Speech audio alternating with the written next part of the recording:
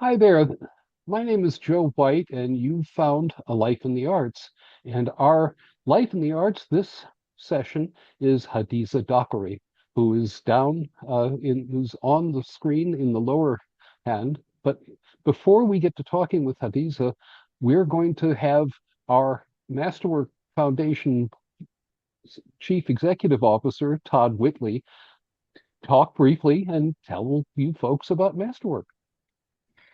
Why, thank you, Joe. And I think I just got a promotion in that. So, woo! The Masterwork Music and Art Foundation has been around for over 60 years, supporting excellence in the arts in a number of ways. And today we do so through three different award categories. The first is a Premier Award, which is given out across the disciplines of music, dance, theater, and the visual arts to support a new work. And then we have community arts grants, which goes out to artists or art organizations that directly serve communities. And we have an Emerging Artist Award to support a young artist. We also have this series, A Life in the Arts, where we celebrate people who have dedicated their lives to the arts in various ways. To find out more about Masterwork, please visit us at masterworkarts.org. And with that, I hope you enjoy this very special interview with a very special Hadiza Dockeray. So So Hadiza, we met, um, interestingly enough, on a bunch of Zoom calls because uh, you joined us briefly as a board member for the Masterwork Foundation That's right. before professional concerns took you away. Hmm. But this particular evening, conversation is about you, and I was reading your bio and looking at your website, and what's really interesting is that you didn't start out as a singer-songwriter. You really No, started out as a dancer. I did. Well, I started out just expressing myself through dance naturally. Like from the time that I was walking, I was dancing. Like that was definitely my main form of expression. And, I took class very early and made it just the center of my life creatively. But I did know how to sing. I mean, my house was filled with music all the time. My mother played piano every night after I got started falling asleep. I'd hear her voice singing. So she played and sang every night. There was opera. There was my sister who's a classical musician. So I always had music in my life and loved to sing, but dance is what was my strength. And what happened oddly was that I noticed that I wasn't going to be as competitive in it. Like I I knew that if I really wanted it as a career, there would be a lot harder road ahead than I think I Hmm. was ready to go. Yeah. So, when I first went to Paris, I was there. I spent the summer before I got there doing dance stages, they're called. It's like symposium, a week in a different city. You take classes with great teachers and all different styles, and it was great. And I was still at that time thinking, yeah, I might try to pursue this. But then by the time the fall came, I just, wanted to get work. And at that time, work was in music videos and in, backing vocals Mm. for bands and stuff. Like that's where the work was, is for Americans there. So whether you were a dancer, a singer, or just pretended to be a singer, I just started getting all this work. Mm. And then one day, somebody said, "Oh, you're American. Oh, you're black. Oh, so you must be a singer." And I was like, "No," you know. And that was like the line. Like people kept saying, "Ah, vous êtes américaine, vous chantez." I like, "No, I don't." And then finally, I was married at the time. My husband said, "Just say yes," at some Yeah. point. And sure enough, I said yes, and I got this great job. So Mm, I sang like a private party on the Riviera. It was beautiful. I had to learn a bunch of songs, but that's kind of how I started being serious about singing, you know? hmm And so I started studying there with a teacher, just getting some technique. And that's kind of how I mean, I still danced. I still, when I came back to New York, continued to take class, but I wasn't, going to auditions and stuff it was just not, I could see it was not going to be the road for me. And in music, I was able to just meditate and write and Yeah, yeah, I'm not sure that there's anything of the arts that's more difficult to make a life in than dance. yeah, Uh, I yeah. don't know, maybe playing the theremin or something else, Well, it's punishing, as a character. it's, Yeah. yeah, Oh, yeah. and yes, it does bad things to your body over time, Hmm. and so um, but so you started to sing in because that was where the work was leading you. Hmm. Um, but so what? How did you start writing your own music? Well, I mean, interestingly, I always was writing lyrics somehow, even as a kid, how there'd always be those songs you change the words to a famous Mm, song just to be funny. And so, like how many other millions of people, high school musicals came along and I would be, writing our original lyrics to tunes.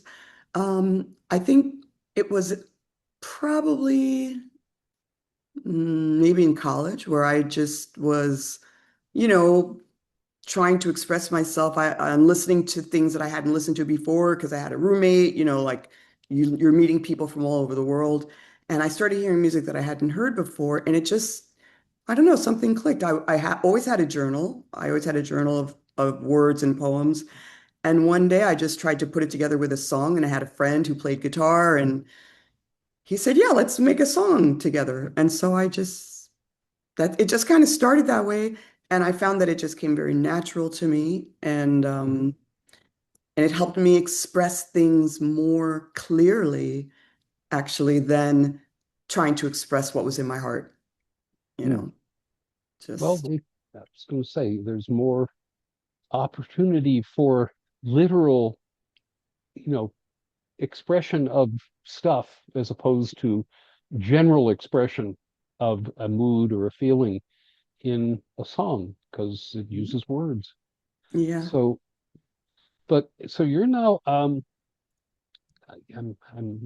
just going to say, what do you find is your point of inspiration with this? I can really relate to the making up lyrics that scan that uh, sometimes are just designed to be funny to Mhm. existing songs. Yeah. I I've done a lot of that too. But the where's the point of inspiration? Where's the point of, Yeah. okay, It that's a very, song I want to write. yeah. Well, it varies. There definitely was a period where it was usually it's gonna sound like, what's like, any other young woman songs, but relationships, like, Hmm a bad breakup or, you think you might be in love, like that kind of thing. That was probably the source of most of my earliest songs were just about feeling something that you want to say or that you wish you had said. And Right. so the mood that you're in makes me decide what the instrumentation is going to be like. Do we want like a heavy bass and a screeching guitar? Do we want something gentle? You know? And so, and then the words just kind of go with that. But as I kind of grew up a little more, I noticed that just the feelings of what was going on in the world, how it was affecting me every day, not having an outlet for it. So again, I go to the journal. I start journaling and then I find, okay, I don't want to like go on social media and start ranting Mm. like even people have said, oh, maybe you should be a blogger.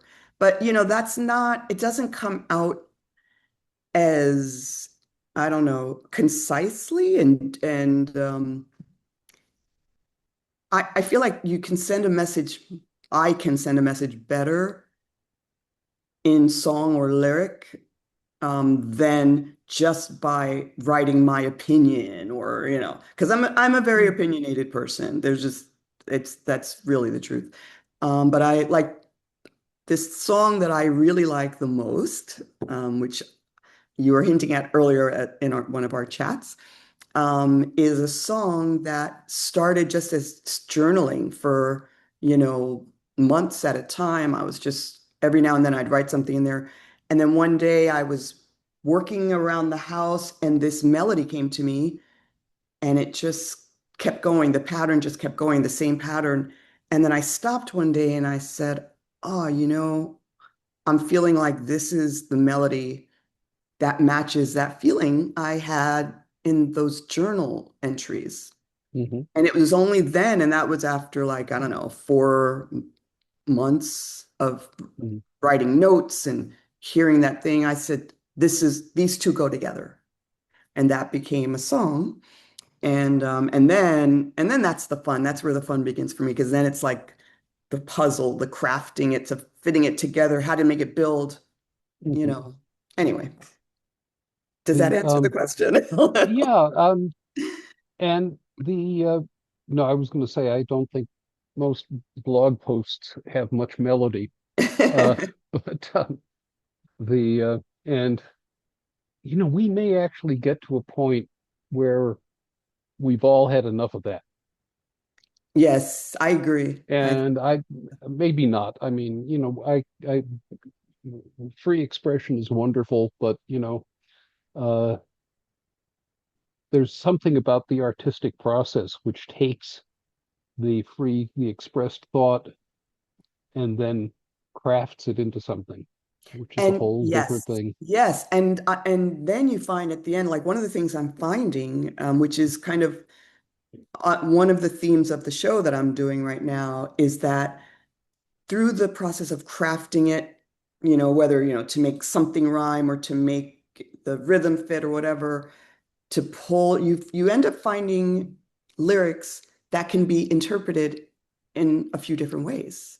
Like I might play it, and you've experienced it too, right? Like you've heard a song a million times and you think it means one thing, the artist wrote it to mean something else. Mm, And there's something about if crafting something in a slow, thoughtful way rather than just saying how you're feeling, mhm, it gives it a little wider space to reach more people, I think, and to interpret. And now I'm listening to songs I wrote a long time ago and feeling something different about it, or realizing that, oh, this could also mean X, Y, Z, mm. or Well, or yeah. change one word and it's now about something else. So, Mm. Well, yeah, that's the wonderful thing about words is yeah, yeah, yeah. that they have connotations as well as denotations, and that's what's wonderful. So, uh, what song are we talking about here? Okay, so that song that we were talking about is called Unmade. Hmm. And it is, I started writing it in the early January, let's just say the first half of January 2021. Excuse me. And I finished it in November of 2023. Mm, So imagine all the things going on and, that had already happened, that were going to happen. But the thing is, my, my songs are not pop songs. mm, That like, and this one in particular is like over 5 minutes long. It's not kind of, easy. It's easy to listen to, I guess, but it's not really like, that's one of the reasons why it's hard to, people ask me, what's your genre? I can't really tell you because I just, I just put it out there, but well, and things longer than 5 minutes tend to be hard to get airplay. Oh yeah, airplay, forget about it. Yeah. As if. But one of the things that people have said to me in response is, this sounds like, a movie, theme, or this sounds like, this reminds me, I can see the visual. And Mm. that is one of the things I'd like to pursue in the future is like, Well, yeah. sounds like you're doing it already. Yeah. Well, but presenting to people, like figuring out, I use the word like a lot. This is not good. I'm noticing this. I must express myself without using that word. But finding the people who license and, use those songs, original music for film or for Mm. TV or whatever. I want to investigate that and see, and that's a challenge for me. I would love to do something like that. Well, in particular, it's really in terms of like large orchestral music, it's the one place you can make money, is Mm, movie scores. That's a yeah. that's getting uh, university orchestras to play your symphonies is a lot harder than having a movie that people decide that they Yeah, like. very And true. Yeah. and you have to and that can be a long road too. The kind of the guy in that field is John Williams, and Oh, well, I yeah. yeah, and I was watching an old repeat of an old terrible television show, Mm. which is called Lost in Space.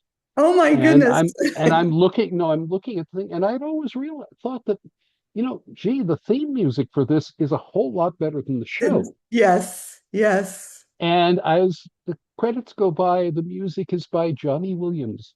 There you go. He was always at So it. yeah, Yeah, and actually he then yeah, wrote a yeah. second theme song for it, which is actually even better.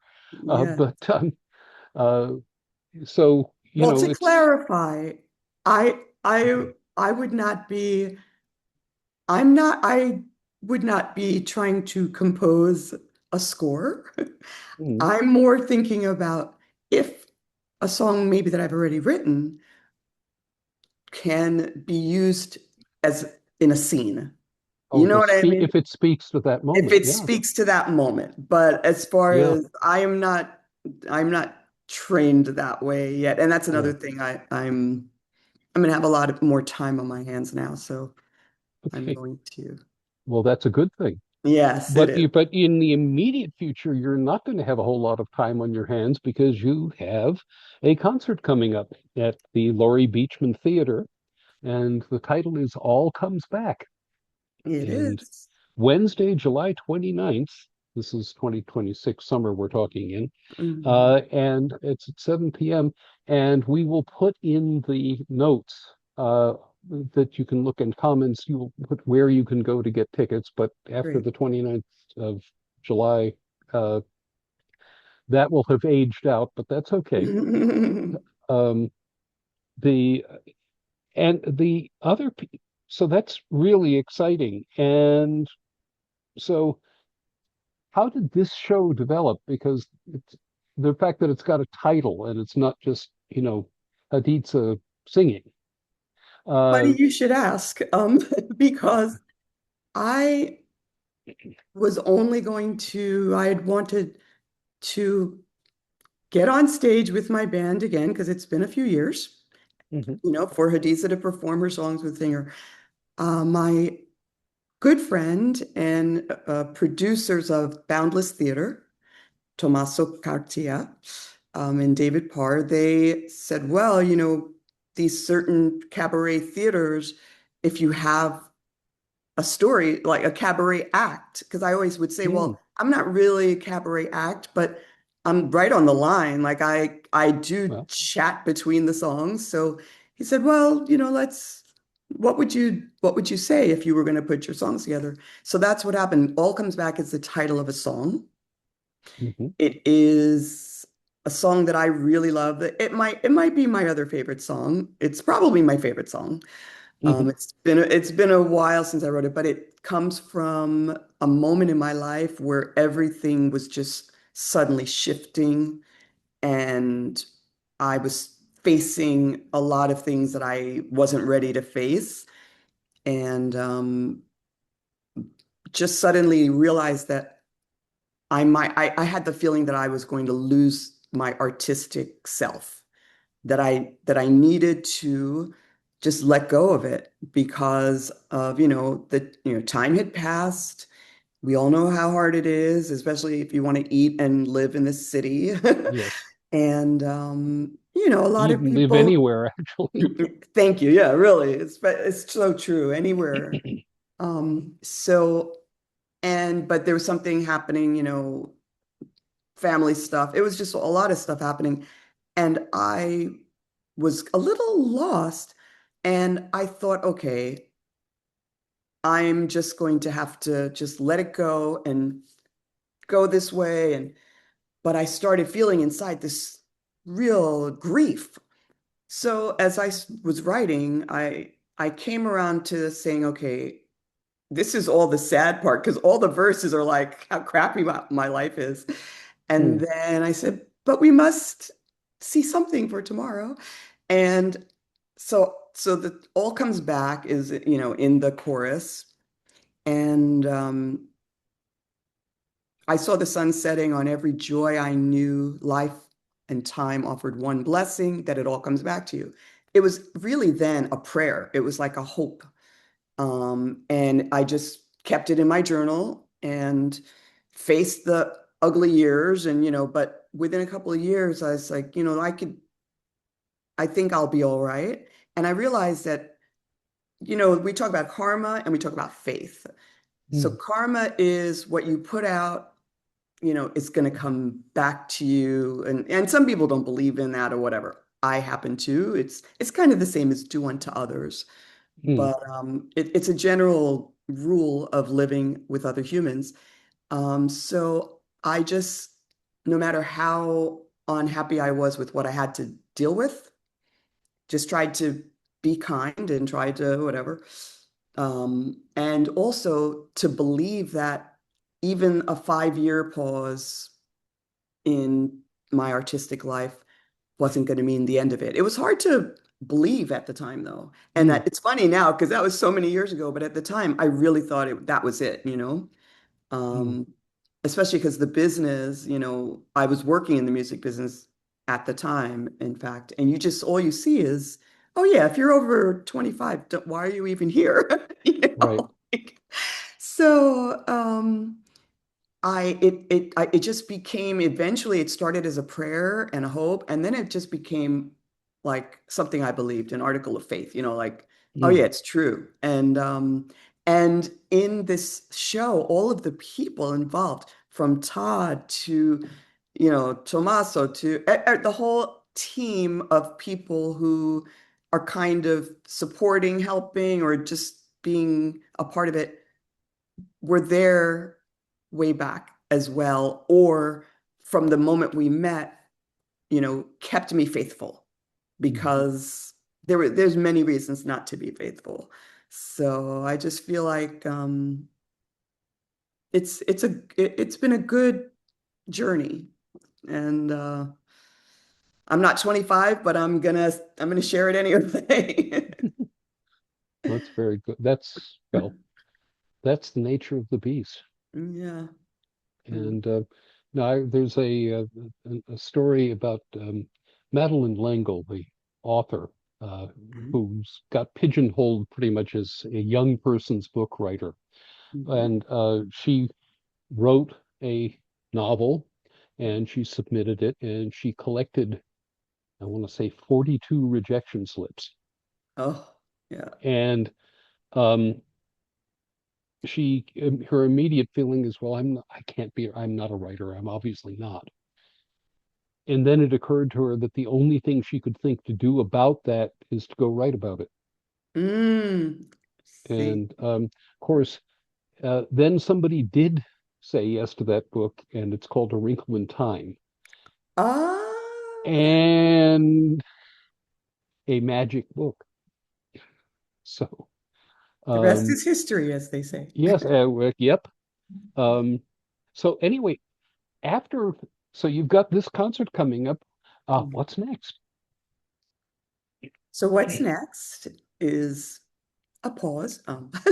No, honestly, what I really I have two ideas simultaneously. I mean, obviously, I want to, you know, find more performing opportunities, in different settings. But I want to do a club remix version of a few different songs of mine. I want to find a producer slash DJ, somebody to bring a different life and vibe to a few of the Hmm. songs that I've recorded in the past 4 years or so that for maybe a different audience.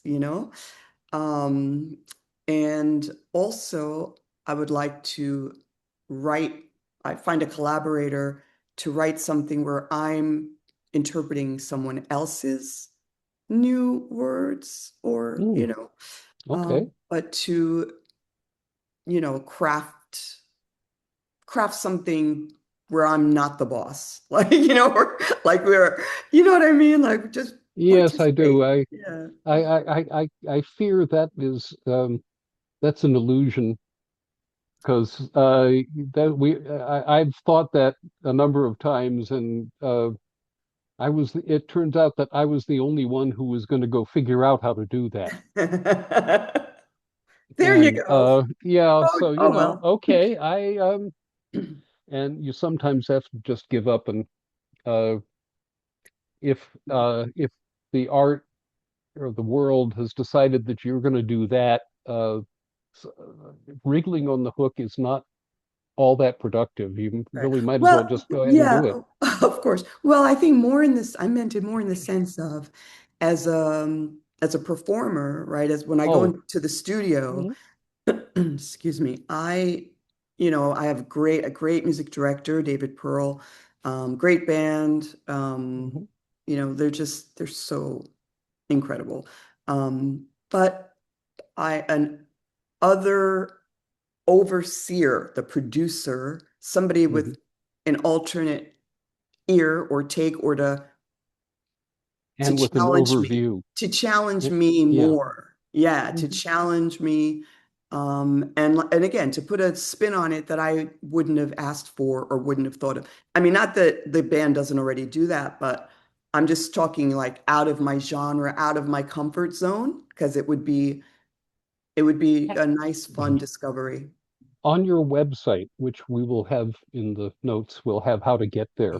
Um, there is a wonderful rendition. It's the only cover on the website, I think, of Eleanor Rigby, which is not, it's interesting because what I, in listening to that, the original is so driving and sort of square. And in yours, there's the square part, and then the parts that are in three take off and work.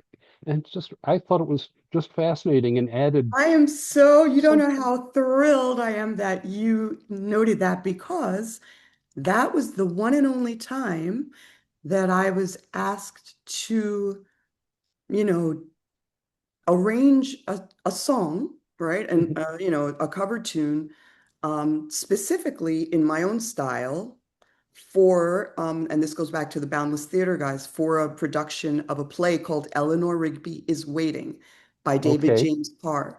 And so I said, wow, I love the Beatles. I know that song. I never would have picked that song to sing, but it just came to me in a whole different way because I just felt it, first of all, I always love a good bass line, right? So Yes. I went from there and I felt the bass line and I felt the change into the three, Yeah. and No. It then and so I sang it with David and I told him, this is what I want, this is what I want, and I played, the bass line, whatever. And we just together just like ran with it. And I'm very happy with it. I really mm, like it. I'm glad that you like it too. no, it's wonderful. Um, so again, we're going to just mention that the we try not to do too many things that date these Yes, recordings. sure. Um, and if you're listening to this in, 2031, In the I mean, future. I'm delighted that you're doing that. But I'm, sorry that you can't still get tickets. Uh, but I'm, I just think everybody ought to run, not walk, to get your tickets for this, and how to get that will be in the notes before this. And thank you so much for sharing with you and sharing what your heart and your talent and what you create for us. So Thank you. anyway, so w after this, there will actually probably be, I think we can do this without incurring the wrath of the YouTube copyright gods. Uh, but maybe we can't. I don't know. We'll try. And so we will have a piece of video with Hadiza so you can get to see how wonderful she is. Uh, but before that, I'm going to ask Todd to come on back and uh, lead us out with a last conversation about what Masterwork is up to. Thank you, Joe. And thank you so much, Hadiza. That was Thank just you. that was a great interview. And I just want to say I might be a little biased because I've No. Oh, just a little. seen Hadiza perform before, but beyond the music, the lyrics, and the voice, um, you're someone who has an amazing connection with the audience. And it just you make a performance a very special experience. And it's just that's hard to pull from, a video clip or even the song itself. So yeah, here's another plug to go see her live. Thank Um, and you. Thanks for that. And the if you can't, go to her website, because that's it's right. it's the Okay. next best thing. Mhm. And for everyone else, you can follow us on Masterwork on Facebook, Instagram, and our YouTube channel. Mhm. And we look forward to the next interview. Looking forward to seeing you guys again soon. Thank you. Right. Thank you so much.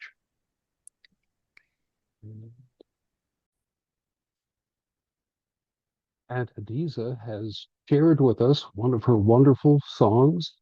This is Unmade.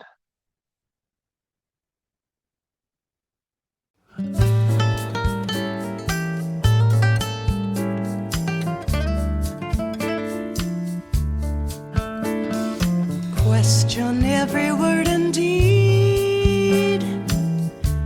Weep and wail. Thought some things we all agreed weren't for sale. Burdened by truth and addicted.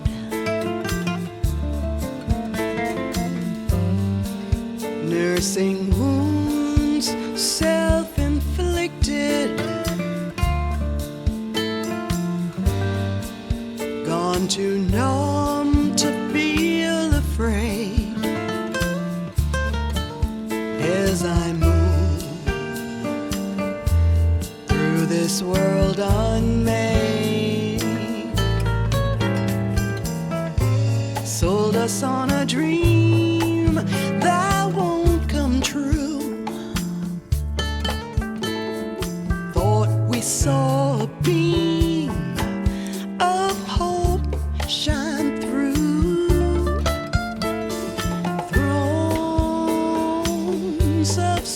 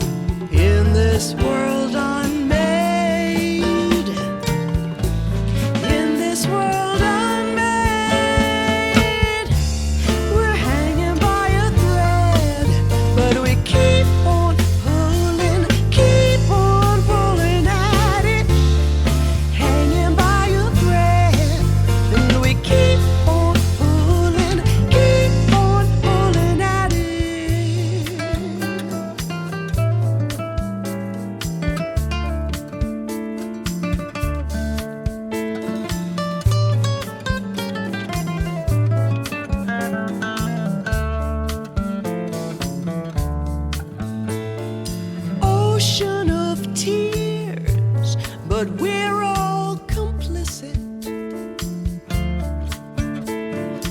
We buy the blood and the lies that flow with it.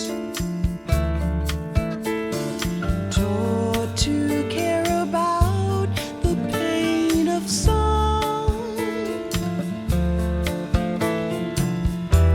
Right and wrong trade places, deciding who the